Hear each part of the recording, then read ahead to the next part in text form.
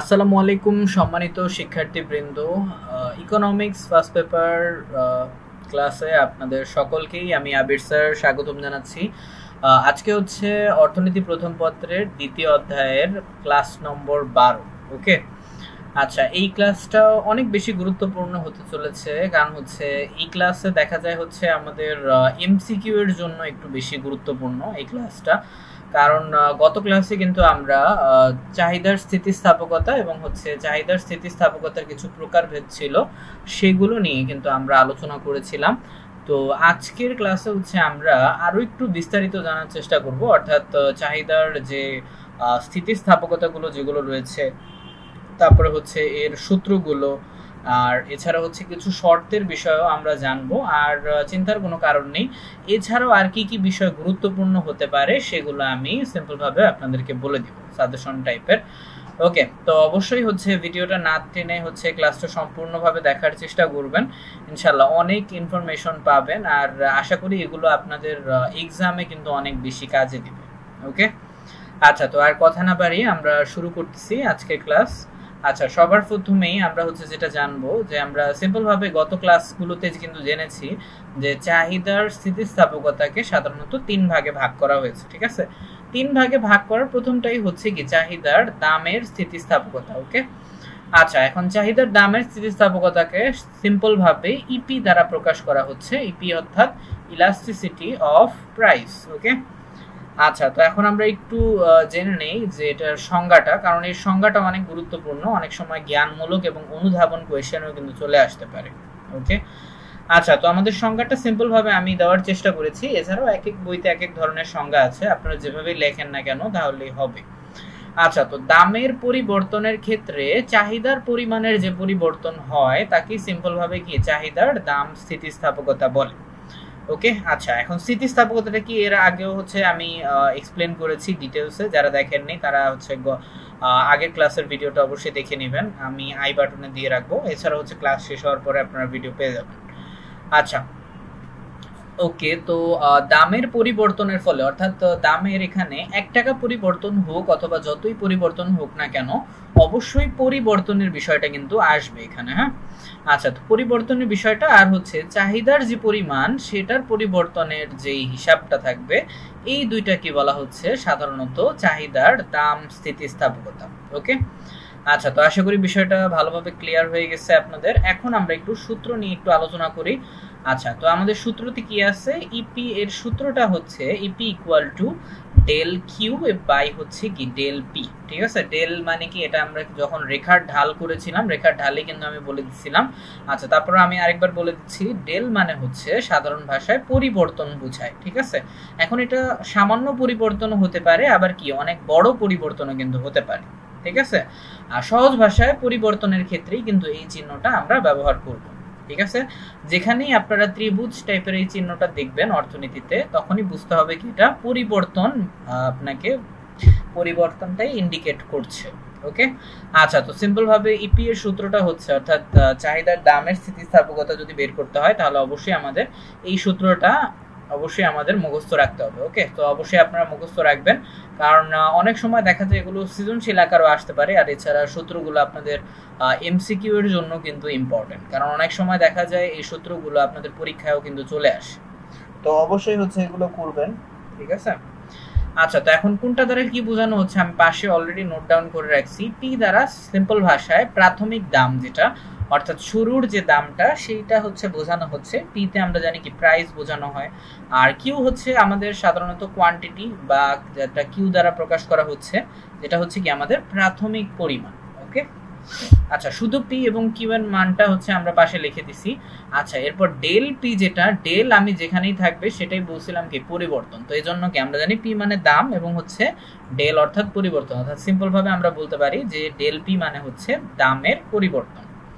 আচ্ছা, অর্থাৎ দামের পরিবর্তন যেটা হবে সেটা এখানে আসবে। আচ্ছা, এরপর ডেল কিউ হচ্ছে আমাদের, কিউ জানি আমরা পরিমাণ, অর্থাৎ কি আমাদের ডেল কিউ মানে হচ্ছে পরিমাণের পরিবর্তন।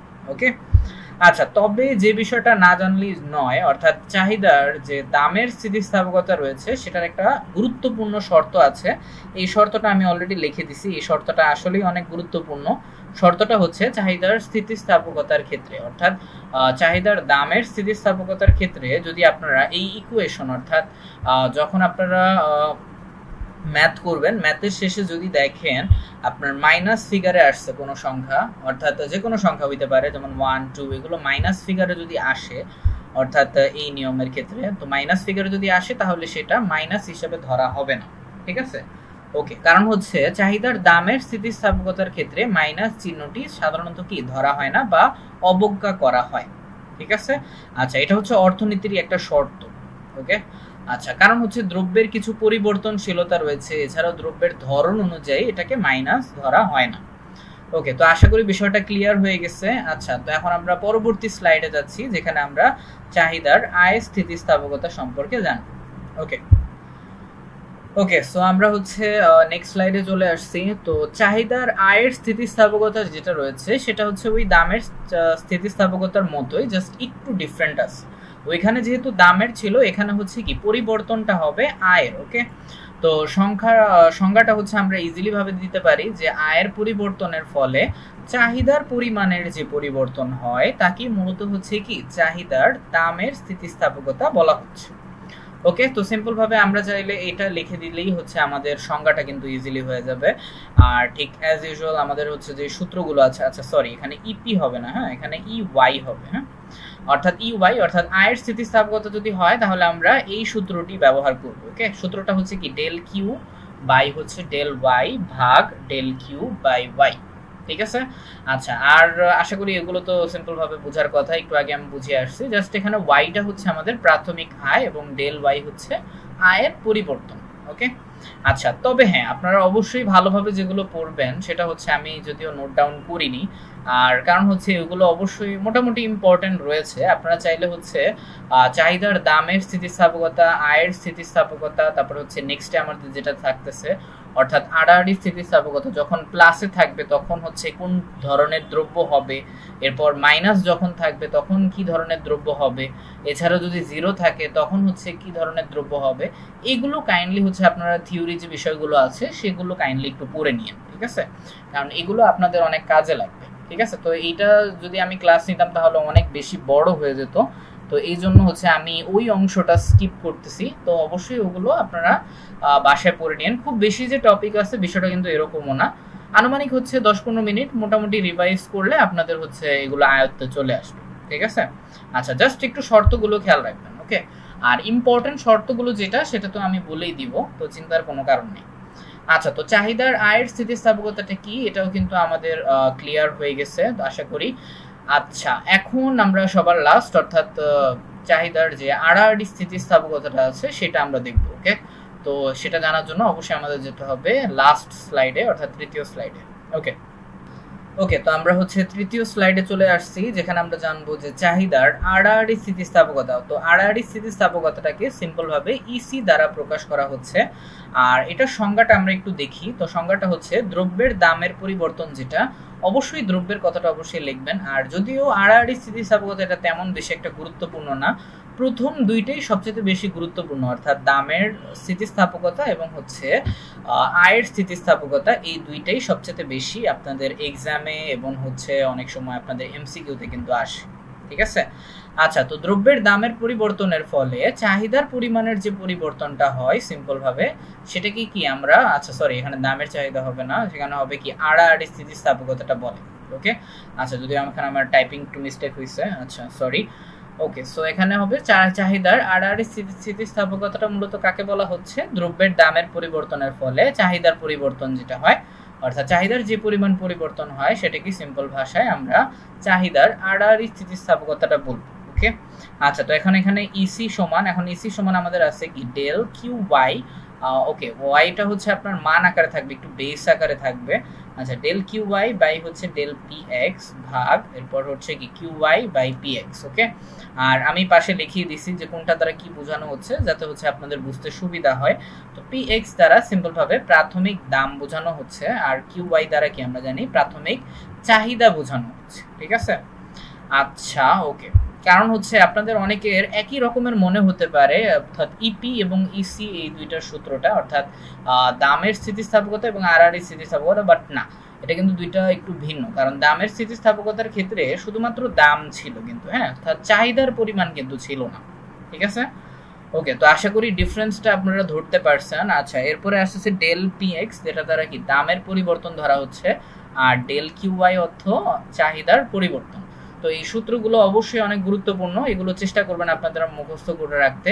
আর হ্যাঁ, শর্তগুলো অবশ্যই আপনাদের এই সূত্রগুলোর পরেই কিন্তু লেখা আছে আপনাদের বইয়ে, আশা করি সকল বইই আছে। আর বিশেষ করে হচ্ছে আপনারা চেষ্টা করবেন রঞ্জিত কুমারও যারা বই ইউজ করেন, অথবা হচ্ছে মুস্তাফিজুর রহমান হোক বা মাসুম আলী হোক, এগুলো বই হচ্ছে কেনার চেষ্টা করবেন। এছাড়াও কামাল হোসেনের বইটাও ভালো। তো যেগুলো আপনাদের জন্য ইজি হবে, আপনাদের বইতে আপনাদের বুঝতে যেগুলো সহজ হবে, আপনারা চেষ্টা করবেন সেগুলো বই নিতে। বিশেষ করে যারা ফার্স্ট ইয়ারের যারা স্টুডেন্ট রয়েছেন তাদের ক্ষেত্রে আমি এই কথাটা অবশ্যই বলবো।